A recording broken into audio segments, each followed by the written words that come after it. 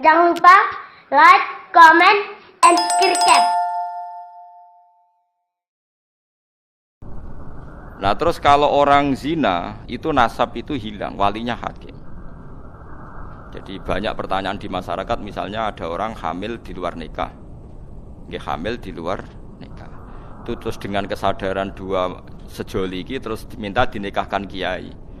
Anak produk gelap ini tidak bisa dinasabkan ke bapaknya, karena agama itu hanya ngakui nasab kalau akadnya sahih, kalau akadnya sahih. Sehingga ini nanti kalau lahir anak perempuan, walinya itu tetap tidak bapaknya. Paham ya? Meskipun jelas-jelas bapaknya yang bersetubuh, walinya itu hakim. Karena agama hanya ngakui nasab yang dari bapak lewat akad sahih. Makanya sering kejadian di masyarakat itu. Wes hamil lagi kawin. Itu kalau mesti pesen sampean tobatnya diterima Allah karena sudah kawin. Itu harus didukung. Harus didukung. Bagaimanapun dengan menikah kan menghilangkan zina kan, kalau dia tetap berhubungan, kalau tidak nikah kan malah zina. Ya ono kiai sing wong wis ora bener kok dinikahno, itu salah besar. Harus malah cepet dinikahkan supaya hubungannya halal. Tapi nanti anaknya ini nanti enggak boleh jadi diwaleni napa? Bapak.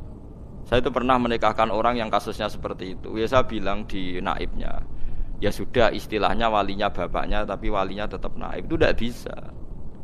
Karena nasab yang diakui syariat itu yang biabdin apa? Sahih, yang lewat akad apa? Sahih. Jadi nanti kalau seperti itu misalnya anaknya putri, paham ya? Oleh ngundang bapak, macam bapaknya secara genetik, secara gen, tapi secara syar'an nanti kalau nikah walinya apa? Hakim. Nah, makanya itu kudu ngerti. Nah, lagi-lagi adopsi anak itu mengacaukan itu semua. Nah, makanya agama itu membatalkan. Jadi kasih sayang boleh, kayak apa boleh lah. Seperti Rasulullah nganti nyisi ubelis itu Usamah, tapi nasabnya tetap Usamah bin Zaid bin Harisah. Harus jelas Usamah bin Zaid bin Harisah. Tidak boleh dibilang Zaid bin Muhammad. Itu disebut apa? Ud'uhum li'abaihim huwa aqsatu indallah. Paham gitu? Terus kula suwun supaya sampean terlatih lah ambek teorinya ulama. Ulama itu tidak hanya ngomong sosial.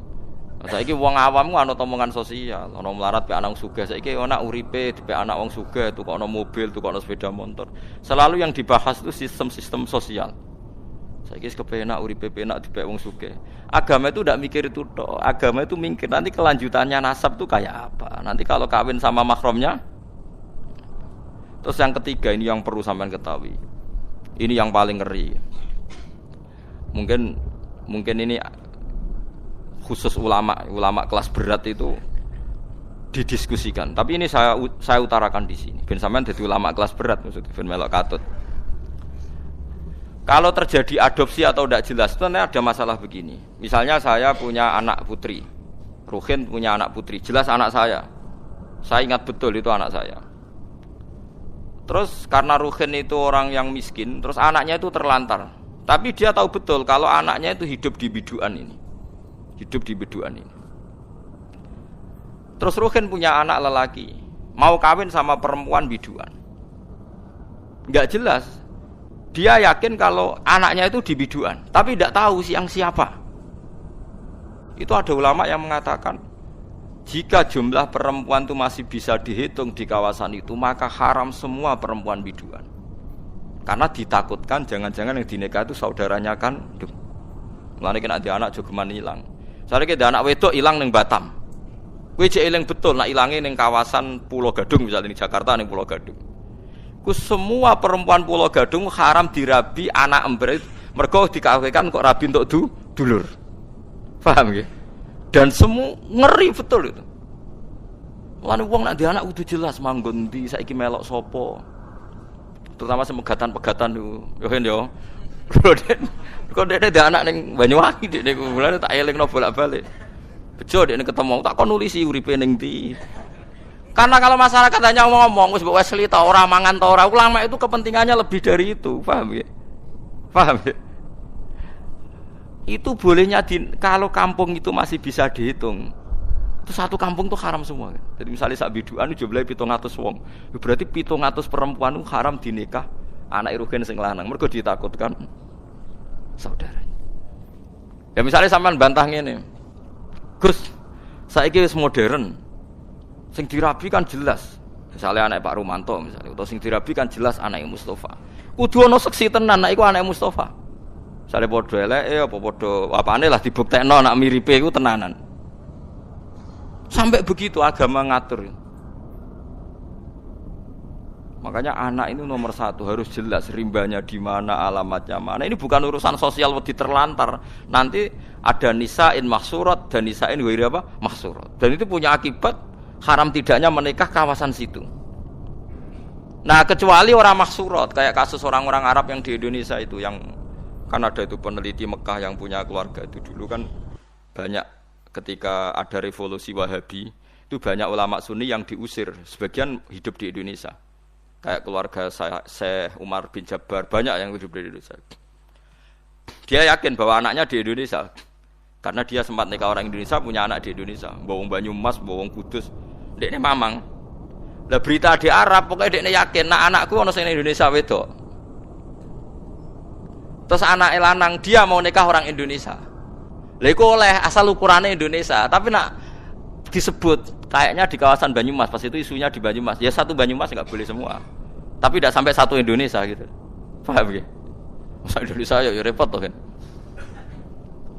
Tapi tentu sekarang itu orang sudah modern ya. Artinya modern itu misalnya sing dirabi kok pesek cilik, gak mungkin nama anak bapak ngene kan ya, nanti ya tetap ada lah. Tapi secara umum akibatnya sampai begitu. Jadi saya cerita akibatnya itu sampai begitu. Nah, yang memperkeruh keadaan lagi-lagi tadi anak angkat. Kalau anak angkat gak diketahui itu sama dengan anak hilang kan. Lho nggih to kan terus apalagi di Nyuwun Sewu ya, sekarang dikamuflase pakai masuk C1-nya misalnya, paham ya, masuk kartu apa? Keluarga, BIN-nya sudah tercatat. BIN bapak yang apa? Baru. Malah. Makanya sampean kalau bilang, ini ada C1-nya Gus, bukti kalau anaknya ini. Siapa yang menjamin kalau dia tidak bohong? Gitu nggih. Yang menjamin siapa kalau C1 ini enggak palsu? Pokoknya kan gereleng misalnya Ruhin dia anak wedok, tipe anak angkat wong Jakarta, wong Pulau Gadung gitu misalnya. Ya yes, pokoknya anak Ruhin sing lanang iku angger pacaran wong Pulau Gadung ora rabi, Ruhin kudu muni ra oleh. Ojo ning kono iku ana dulurem kandung, tipe anak sapa? Bapak ya lali. Lah bapak piye mbek anak kok lali? Lah itulah masalahnya bapak. Wis pokoke sing penting. Nah, makanya paling tidak Ruhin bilang, makanya jangan rabi sana, nanti ada masalah baru. Karena bapak sudah penuh masalah. Nah, itu tetap harus kamu rabi sing pokoknya rawang Pulau Gadung. Maksudnya ngambilnya jangan Jakartanya, yang kawasan itu. Sampai sebegitunya ulama Bakas itu ada di kitab Al-Asbah wan Nadhair itu. Nisa'in mahsurat dan nisa'in ghairi mahsurat. Ada perempuan mahram hidup di satu kampung. Kalau kampung itu bisa diidentifikasi berapa jumlahnya, itu satu kampung menjadi haram semua. Jadi misalnya saya dengar isu di kampung situ ada ponakane jenengan Gus, anak ono kakake jenengan, anake kakake jenengan. Tapi aku ora roh persisian ponakanku sing ndi. Pokoke kakakku yakin misalnya uripe anake ning kono. Itu satu kampung enggak boleh saya nikah, karena berarti kan nikah ponakan. Nikah napa? Ponakan. Ditakutkan mendapat ponakan. Sampai segitu. Lan kula suwun nanti anak wedok sing jelas. Ya kan ya ditulis manggone ning ndi terus. Aja men diwaseli tok raine ra roh. Mergo kula di pengalaman kula rak kiai. Kowe ra roh rasane dadi kiai, nek kula roh rasane dadi kiai. Ning dunia kiai pancen unik. Saya itu punya santri bawean. Nikah karena ndak mapan itu ya macam-macam lah, karena ndak mapan tuh bapaknya kerja di Malaysia, ibunya dititipno kiai ini mondok jadi candalem. Anaknya juga itu. Itu lucu. Kalau anaknya nelpon bapaknya itu lucu. Pak cepet pulang, saya takut lupa wajahnya bapak. Jadi anak itu rapal raine bapaknya. Tiap teko ya ora gelem dijak. Nganti apal nek iku bapak. Lah ngeris 5 tahun bapaknya teko. Roh cadulanan dibaro. Engko nak mboke takok iku anakmu lunduk. Coba kan bahaya juga kalau artinya tiap 5 tahun wong ra ketemu ora roh anake gitu lho. Paham lho maksud? Lah terus bisa hilang tenan kan jorani teh nih. Paham ya? bahaya.